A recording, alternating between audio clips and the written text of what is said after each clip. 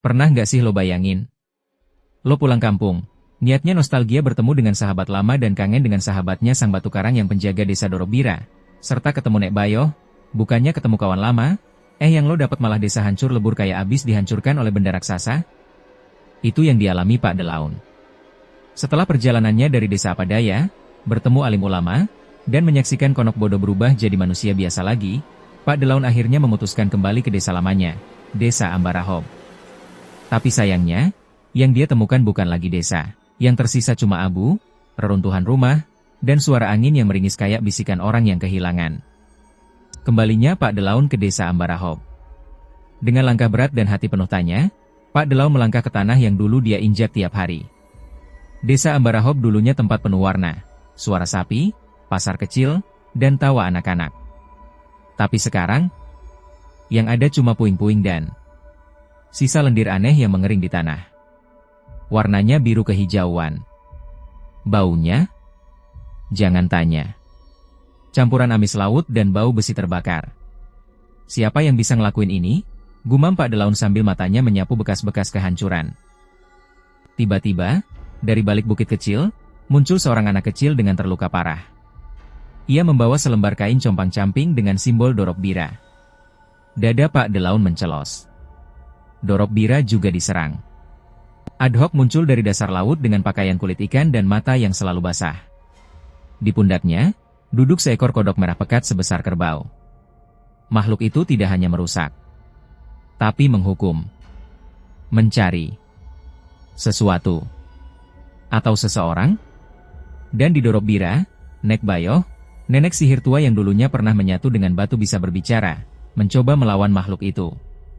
Tapi kodok merah milik Adhok melompat sekali dan menyebabkan gempa kecil. Dalam satu hembusan nafas lendirnya, tubuh Nek Bayo terpental dan terluka parah sebelum Nek Bayo sempat mengeluarkan jurus yang dia punya. Nek Bayo dia bisa mengeluarkan jurus batu karang lautan. Itu adalah penyatuan antara dia dan batu karang yang bisa ngomong. Kekuatannya tersebut diberikan langsung oleh batu karang tersebut, tapi saing belum apa-apa dia sudah terluka parah. Kodok merah versus kodok hijau, rahasia Ambarahob. Tapi tunggu dulu, ini bukan akhir. Ada satu hal yang mengejutkan Pak Delaun, Ambarahob kini punya kekuatan baru.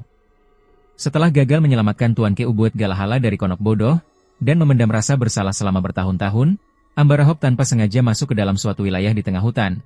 Ceritanya dapat kalian lihat di video sebelumnya. Jadi dia bertemu Abhok yang memberikannya kekuatan dari seekor kodok hijau besar. Sama dengan kekuatan Adhok sepertinya. Bedanya Ambarahob kodok besar hijau dan Abhok kodok hijau merah. Di sana, ia tidak hanya berendam dalam danau hijau nan indah tetapi dia bersatu dengan kodok raksasa hijau, makhluk purba pemberian entitas gaib bernama Abhok, seperti yang kita ceritakan sebelumnya. Sepertinya mereka musuh bebuyutan Adhok.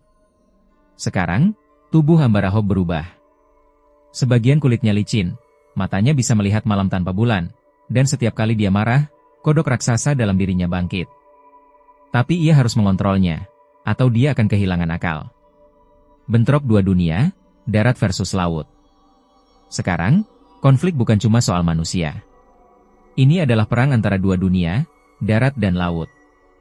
Adhok mewakili kedalaman laut yang terlupakan, tempat di mana entitas-entitas tua yang dibuang dari segala penjuru dunia. Sedangkan Abhok, dan para pelindung darat seperti Ambarahob, berdiri menjaga keseimbangan. Pak Delaun, dia jadi penengah. Satu-satunya makhluk yang pernah disatuin dengan batu suci, pernah berteman dengan Konok Bodoh, dan punya hati yang gak mau milih sisi manapun. Tapi saat Nek Bayo sekarat dan sapi laut masih terus menghancurkan desa-desa, bisakah Delaun tetap netral? Sepertinya tidak sobatku semua. Rencana gila, menyusup ke Laut Utara. Delaun, dengan sisa-sisa keberanian dan dendam yang tumbuh dari kehancuran Dorobira, akhirnya membuat keputusan. Dia, dan Ambarahob yang baru sampai di Dorobira, sedang menunggu sang sahabat satunya lagi yaitu Konok Bodoh, akan menyusup ke Laut Utara. Di sana, mereka ingin mencari sumber kekuatan Adhok, yaitu jantung kodok merah besar. Bentuknya seperti batu kristal tua yang membuat Adhok dapat bersatu dengan sang kodok merah tersebut. Masalahnya, jantung itu dijaga oleh seseorang yang juga mempunyai kekuatan hampir sama dengan Adhok, Abhok dan Ambarahob. Dia seseorang yang lebih tua dari semua kekuatan dari segala sinkronisasi hewan kodok raksasa, karena dia menguasai 3 jurus elemen kodok sekaligus. Kodok hitam raksasa, kodok kuning raksasa dan kodok biru raksasa.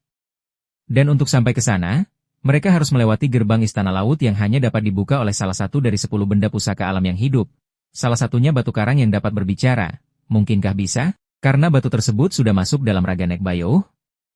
Apakah ada pusaka lain yang sudah ditemukan oleh Konok Bodoh saat dalam perjalanannya kemarin setelah balik normal dari makhluk mengerikan? Misteri belum selesai. Kisah ini belum berakhir, bro. Justru baru mulai memanas. Sapi laut ad hoc belum selesai. Kodok merah masih di daratan. Dan Nek Bayo masih hidup. Tapi sekarat. Apa dia bisa sembuh? Apa Ambarahob bisa mengendalikan kodok hijaunya? Dan pertanyaan terbesar. Siapa sebenarnya ad hoc? Kenapa dia benci daratan? Like dan subscribe buat kisah mistis dunia sawah purbakala raja. Kalau lo suka kisah-kisah penuh makhluk aneh, konflik purba, dan pertarungan batin, jangan lupa nyalain lonceng notifikasi ya. Karena di video selanjutnya, kita bakal bahas lebih dalam tentang jantung laut dalam dan siapa sebenarnya ibu kodok yang bisa bikin air laut mendidih cuma dengan menangis. Stay tuned, dan jangan pernah anggap kodok cuma hewan lucu di sawah.